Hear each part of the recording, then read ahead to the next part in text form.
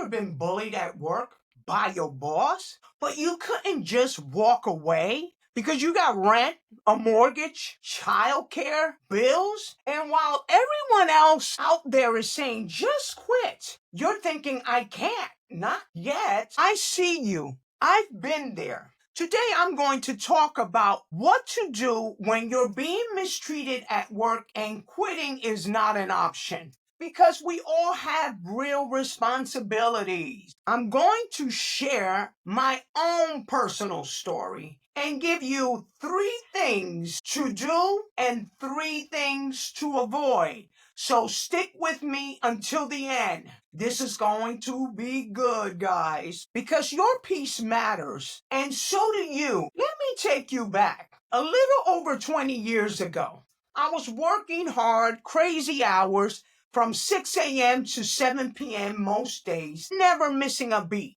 But I also had a daughter who was in the 5th grade at the time. That year, I kept getting phone calls from the school nurse. She sprained her ankle playing basketball, jabbed a finger, and a couple of other injuries happened that particular year as well. Normal kid stuff for a growing kid. Now, I've always saved my personal and vacation time specifically for moments like emergencies, family, because when you're a mom, that's what you do. The next day, my boss calls me into her office and has the audacity, I do say audacity, to say, you've been leaving a lot for your daughter's emergencies. I need you here in the office, and maybe you should put your daughter in a bubble. A bubble, I thought? Did she just say what I heard?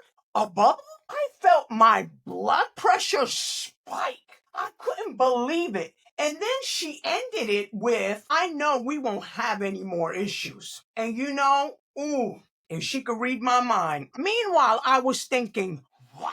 You haven't had a single issue with my work. I'm here early. I stay late. I meet every deadline. And now you're trying to shame me for taking care of my child? It felt like I had stepped into the twilight zone. But as I walked out of her office, something in me ignited a fire. I was so angry. I turned around and looked her in the eye and said, no, you won't make me feel guilty for taking care of my child, my family. You hear me? My family will always come first. I truly thought she might try to fire me, but she didn't, because she knew I was well versed in HR law, and I wasn't someone she could just push around. That experience taught me something important. Even when you need the job, you still have the right to advocate for yourself. You hear me? You're not alone. Let's talk about what you can do if you're being bullied at work. And this could be by your boss or by a colleague or anyone. I say this, and anyone that knows me knows I always say this. Document everything. If it's not in writing, it didn't happen, people. Keep a log, dates, time, what was said, and who was present. Emails. Take notes after meeting. This protects you if things escalate and gives you clarity. Set boundaries clearly. You can be calm and firm. Use language like this. I like to keep this professional, or I'm happy to discuss this during work hours. You don't need to explain your entire life, but you can set a line. Know your rights. Get familiar with your employee handbook.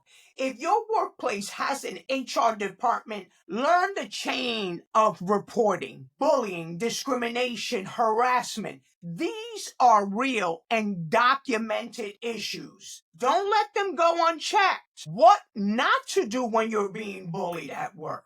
Here's what you don't want to do, because it can make things harder. Don't suffer in silence. Silence doesn't make you strong. It leaves you isolated. You deserve support, whether it's from HR, a mentor, or someone outside of your job who can give you sound advice. Don't react emotionally. Trust me, I know how hard this one is. but blowing up in the moment can give them something to use against you. Instead, pause, take a breath, speak with clarity, not anger. Don't let guilt take over, especially when you're a parent, a caregiver, or just a human. Your family matters. Your health matters.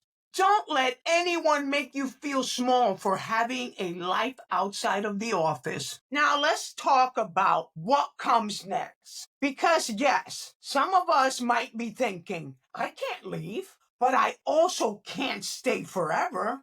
And to that I say, start planning your exit. If you're feeling overwhelmed, it's time to quietly update your resume. And also, make sure you always have your resume updated. It should always be updated, brush it up, do whatever you need to, but make sure that your resume is updated. Start looking for a position at a company that respects people.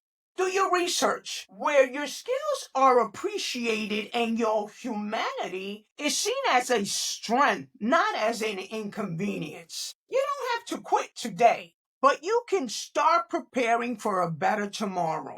Here's the truth. You can stand up for yourself and still be professional. You can need your paycheck and still protect your peace. And now you can speak up even in a small way and let the fire inside of you remind others I matter. If this spoke to you, please make sure you leave a comment below. Share your story. I want to know what's going on out there. Or even if you just want to say, hey, I'm here. Sometimes it's enough. And don't forget to like, subscribe, because here we speak the truth with grace and we stand strong together. See you in my next one. Remember, you're blessed by the best.